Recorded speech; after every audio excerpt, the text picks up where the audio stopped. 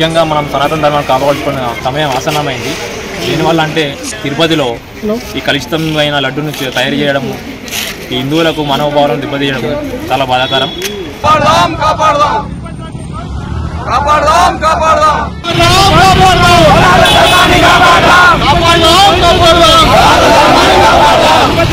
జై శ్రీరామ్. మన తిరుమలలో మన శ్రీవారి ప్రసాదంగా భావించే, ఎంతో పవిత్రంగా భావించే ఈ ప్రసాదం లడ్డూని కలుషితం చేయడం జరిగింది. నిరసన తెలుపుతూ మన బజరంగ్ దళ్ తరఫున దులపల్లిలో పెద్ద ఎత్తున ర్యాలీ తీయడం జరిగింది. ఈ కల్తీ చేయడం ఒక్కటే కాదు, ఇంకా రకరకాలుగా మన హిందుత్వాన్ని, మన హిందువులను దెబ్బతీయాలని, నిర్వీర్యం చేయాలని ఎంతోమంది ప్రయత్నాలు చేస్తున్నారు. కాబట్టి హిందువులు ప్రతి ఒక్కరు మేల్కొని ఇట్లాంటి కుయుక్తులను తిప్పికొట్టే ప్రయత్నం చేయాలి.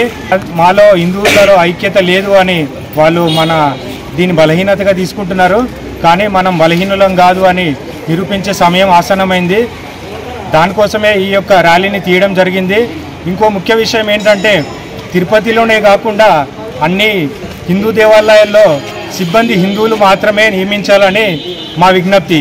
మన హిందూ దేవాలయాల్లో మాత్రము అన్య మతస్థులు చాలామంది కనబడుతున్నారు. కాబట్టి ఇది కూడా మనం ప్రభుత్వం దృష్టికి తీసుకెళ్తున్నాము. మన బజరంగ్ దళ్ తరఫున దీన్ని సీరియస్గా తీసుకొని దీన్ని ఇంప్లిమెంట్ చేయాలి ప్రతి ఒక్క గుళ్ళో అని మేము గట్టిగా బజరంగ్ దళ్ తరఫున విజ్ఞప్తి చేస్తున్నాం.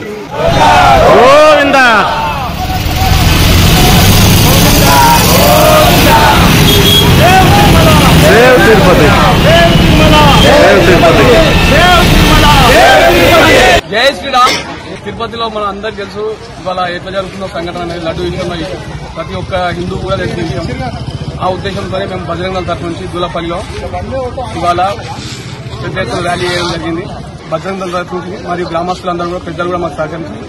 ఎందుకంటే ప్రతి హిందువు కూడా తెలుసుకోవాల్సిన విషయం ఏంటంటే, మన ధర్మాన్ని కాపాడడానికి ప్రతి ఒక్కరు కూడా బయటికి రావాల్సిన సమయం ఆసన్నమైంది.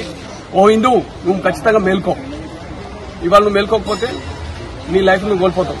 నెక్స్ట్ జనరేషన్ తరాలు మొత్తం కోల్పోయే అవకాశం ఉంది. కాబట్టి ఓ హిందువా, నువ్వు ఖచ్చితంగా మేల్కోవాలనే ఉద్దేశంతో మన బజరంగ్ దళ్ ఈ ర్యాలీ చేపట్టడం జరిగింది.